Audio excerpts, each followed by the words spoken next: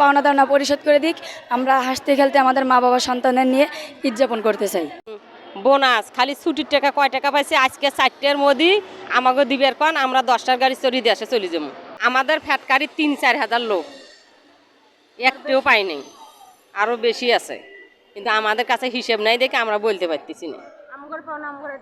আমাকে পাওনা আমাকে দিয়ে দেখ, 4টার মধ্যে আমরা চাই। আমাদের ছেলে মেয়ে বাড়িতে অপেক্ষা করতেছি কখন আমরা গাড়ি চড়ি, কখন গাড়ি চড়ি। আমাদের মালিকের ফ্যাটকারি ওই জায়গায় 5টা, কিন্তু 3টে গোপনে রাখছে, 2টে চালাতেছে। আমাদের সাথে যোগাযোগ রাখবো, হ্যাঁ তো 6 দিন যা পলে আছে, কি যোগাযোগ রাখবো না। আমরা ওই অফিসে 11 বছর থাকি ডিউটি করি, আমাদের পাওনা নেওয়া অনেক আছে। এই যদি গার্মেন্টস চলবার না পারে আমাদের পাওনা নেওয়া বুঝি দিয়ে বন্ধ করে দিই।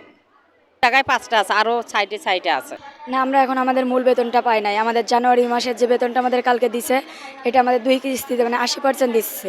আমরা 100% যে স্যালারিটা পাইতাম আমাদের এখন ওইটা দেওয়া হয় নাই। কালকে মাত্র 80% স্যালারি দিচ্ছে, এখনো 20% আমাদের বাকি আছে। এর মোটেও বেতন এখনো ঢোকে নাই, অনেকের মোবাইলে বিকাশে ঢোকেই নাই। মালিক পক্ষের সাথে যোগাযোগ করার মতন তো কোনো অপশনই নাই, কারণ মালিক পক্ষ তো আমাদের কারোর ফোন ধরে না, আমাদের সাথে কারোর সাথে কোনো যোগাযোগ নাই।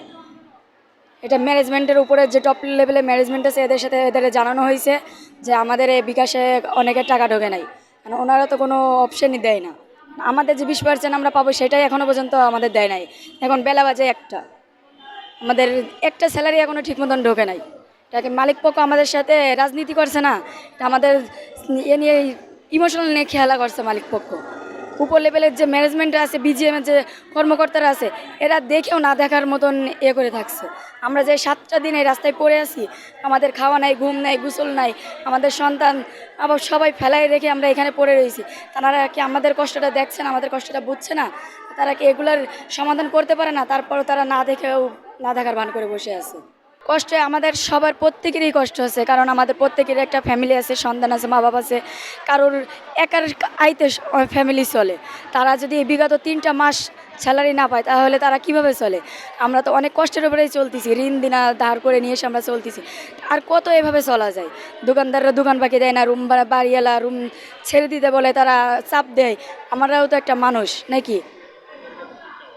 সরকারের কাছে আমাদের একটাই দাবি যে সরকার আজকের দিনের ভিতরে আমাদের যত যাবতীয় পাওনা দাওনা আছে আমাদের পাওনা দাওনা পরিশোধ করে দিক, আমরা হাসতে খেলতে আমাদের মা বাবা সন্তানের নিয়ে ঈদ যাপন করতে চাই। কষ্ট হইতেছে, আমাদের দোকান বাকি দিতে চাই না। এখন ওর ভাড়া আসতেছে বাড়িওয়ালা বারবার নেওয়ার জন্যে।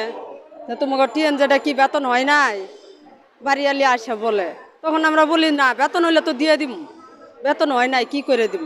ফ্যামিলির কষ্ট হচ্ছে, ফ্যামিলির ভিতরে মনে করেন ছেলে ছুটো কর্ম করতে এখনো জানে না। স্কুলে ভর্তি করছি 2টারে, একটা শুধু বড় না। ঈদের সময় এখনো কোনো পোশাক কিনি নেই। ইচ্ছা থাকলে এখন বেতন পাইলে তো ইচ্ছা আছে, ছেলে মেয়ের জন্যই তো চাকরি করা, কষ্ট তো ছেলে মেয়ের জন্যই করি। পামু বেতন পামু, তারপরে পোলাপানের মার্কেট করমু, বাজার খরচ করমু, ঘর ভাড়া দিমু। এটা একটা আইডিয়া করে রাখছি, এখন পাই নাই, এখন কোনো আশা নাই। এই রানিং মাস যাইছে জানুয়ারি ফেব্রুয়ারি মাস, 2 মাস পুরা যাইতেছে, তাহলে আমরা কি করে চলি? আমার কি দোকান বাকি দিতে চাই এখন?